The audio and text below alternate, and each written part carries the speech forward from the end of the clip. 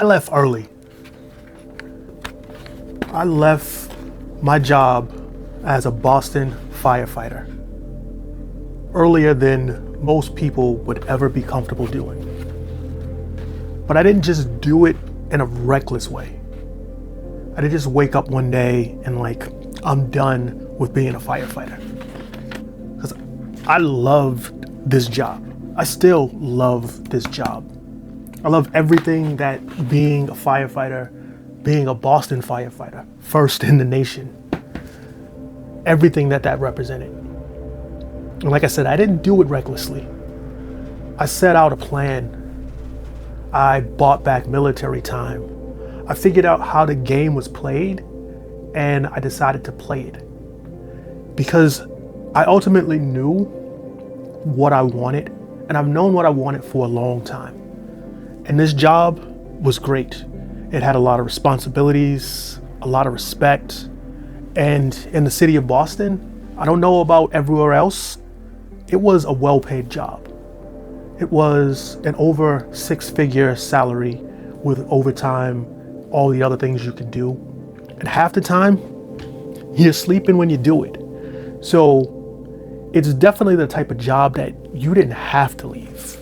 It's a job that you leave, and if you are not kicked out, forced out, you do it voluntarily, you must have had something that was a bigger driving force than that job.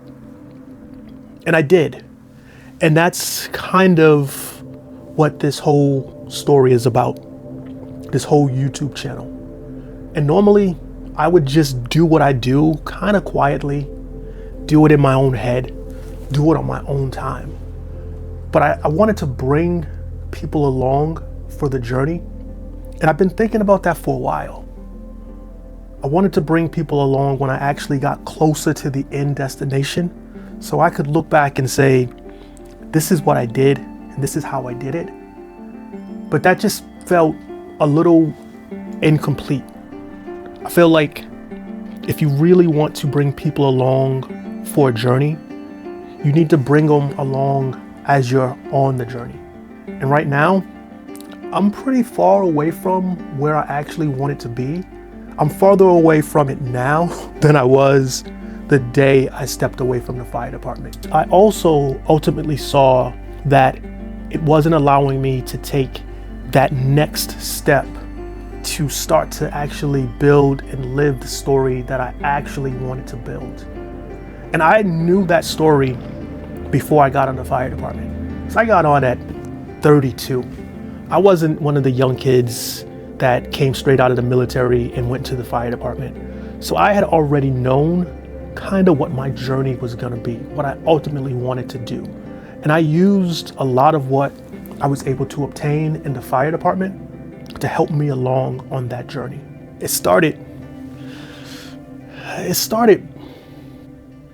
actually, it's hard to explain how and when it started. But I can remember the first time that I really had that calling for living in the mountains, living close to where you recreate. Because let me back it up. Ultimately, what I want to do is I want to live where I recreate. I grew up in the city. I love the city, but I want to be close to the things that I do that I enjoy. I don't want to have to load up the car, drive 3 or 4 hours to be where the goods are good. I want to walk out of my door and look around and say, those woods, that mountain, that stream, that's what I ultimately always wanted. And looking back to when I first really realized that was I was in elementary school, and one of my friends had a cabin in New Hampshire, and I got the invite. And I'm like, okay, no big deal. It sounds like something that's fun. Told me he had a 4-wheeler. I'm like, that sounds fun. I got up there. It was winter time. He showed me how to ride the 4-wheeler, rode me around a couple of times, let me ride it. Then as it happens when you are living something that you live all the time, you don't see the enjoyment in it. So he was cold, hands were cold, went inside, had some food. I could not pry myself away from riding around those cabins on that four-wheeler, cold hands, probably snot dripping down my face. But it was one of those things that I just knew. I'm like, this is fun.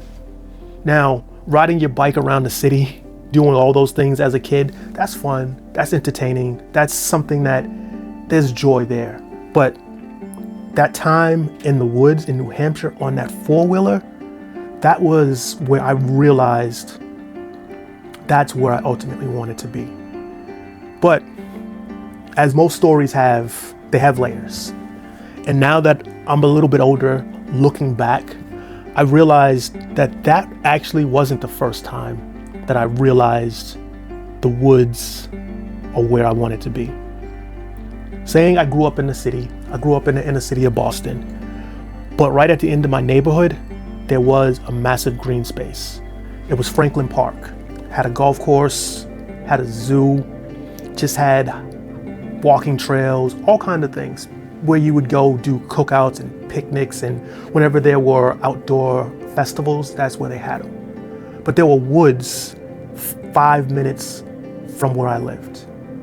And I always found myself in those woods, riding my bike, walking around, acting like I was Tarzan, king of the jungle, just enjoying the outdoors. And I didn't realize what exactly that was until I started to look back and bring all those things back. And I realized that there was a through line through all of that, and it showed up often. And you don't catch it when you're young. You look back and you reflect on it and you're like, you know what? This has always been my path. And once you start to see that, the responsibilities of your life can squash it, can hold it down, can make it something that you put on the back burner. But if you are able to build a life that allows you to move towards that, that's a special thing. It's a hard thing.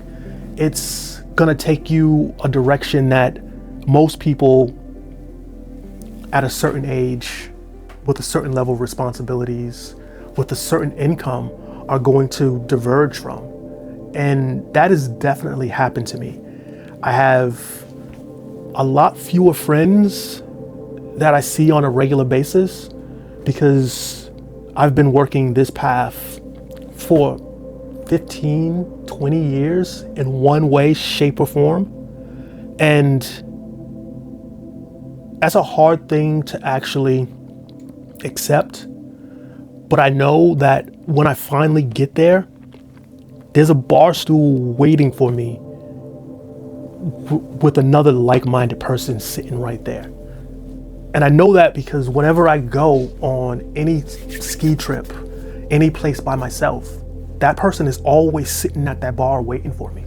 If you ever really got a chance and you look back at those defining moments in your life, the things that actually give your story context, you're gonna see there are several points that are story started here, story developed here, story progressed here. And for me, the story really got good, starting with my close friend from high school. And that's kind of special, especially seeing as though I just mentioned how friend groups kind of came and went based upon the path that I was on. So the path being started by a friend and being signified by friendships moving away, that's pretty unique. And it started off after high school, graduated, had a dead-end job. A lot of high school kids do. I was a security guard for this building in Chelsea. I would head there at midnight, do a few rounds, go to sleep in the broom closet, wake up in the morning, watch Bananas in Pajamas. I didn't have a relief in the morning, so whenever that show was over, I was out of there. And one morning, after I had just gotten home, taking a nap, after just waking up, my best friend called me and said, I'm on my way to the MEPS building. I'm gonna join the Army. And I told him, wait up, give me a half an hour. Half an hour, we met up, we went to the MEPS, we took our physicals. And a month later, we were off to the military, infantry, paratroopers. And I think it's a funny joke how it ends up working out. Because they ask you, where are the 2 places you want to go? And one of the places that I picked was Hawaii. I have no idea why I picked Hawaii. Not a beach person. Can't even swim that well. But I think it was just something about, I had an inkling in my mind about surf culture, about finding my Polynesian princess, whatever it was. But I picked Alaska. And the reason why I say that's a funny joke, because when we were in basic training, and this is a funny part of the story where it allows me to really know that this journey that I'm on was what was supposed to happen. So we're in basic training. We're in these things called starships. There's one company here, one company here, one company here, one company here. And we're in the central courtyard doing whatever we were doing, probably cleaning our weapons, doing some sort of keep you busy activity. And this goofy kid walked through the courtyard, probably wasn't supposed to be there, saw me, don't know why we connected. And he asked me, do you know where you're going? And I'm like, what do you mean? He's like, you know where you're going after you get out of basic? And none of us did. We had no idea. They were keeping that a secret until like the last week or something. And he's like, I got this phone number. Give it a call and it lets you know where you're going. So I ended up having a piece of contraband that was something that made me a special person inside the company. I took one of my phone calls, got that phone call, and it said I was going to Alaska. And that hit me hard because you can't have much more of a difference from Hawaii than Alaska. And I was pretty scared because I don't know anything about Alaska other than it's cold, it's polar bears, and you don't want to be there. But that call, that number, that set me on a path that I am where I am right now. And I know I'm probably telling this story a little out of context, but the even bigger part of that story that let me know that Alaska was where I was supposed to be was because that goofy kid that gave me that phone number, when I got to my unit, not only was he there, he was in my company, he was in my platoon, he was in my squad. Ultimately ended up becoming one of my sergeants. And I don't know how random that must sound to you, but to be in basic training, see someone walking through a courtyard, give you a piece of contraband that tells you where you're gonna be, and then when you get there, they're there. That's the type of happening that just doesn't happen unless that was supposed to happen. And Alaska is what introduced me to snowboarding. So I'm pretty positive that that whole interaction was supposed to happen. It was supposed to show me that this wasn't coincidence. This was exactly where you needed to be, and take heed to that. And I remember learning to snowboard early on when I was up there and taking my first trip to Alyeska and riding up that access road, seeing what ultimately has been that just thing in the back of my mind since I saw it, was that A-frame on that access road. And I knew the first time I saw that thing, that's where I want to be. That's the life I want to have. I don't know who's living there. I don't know what type of life they live. I don't know their hardships. I don't know any of it, but I know I want to be there. And that stuck with me. That stuck with me through my time in Alaska. That stuck with me as I came back. That stuck with me as I've been snowboarding for the last 30 years.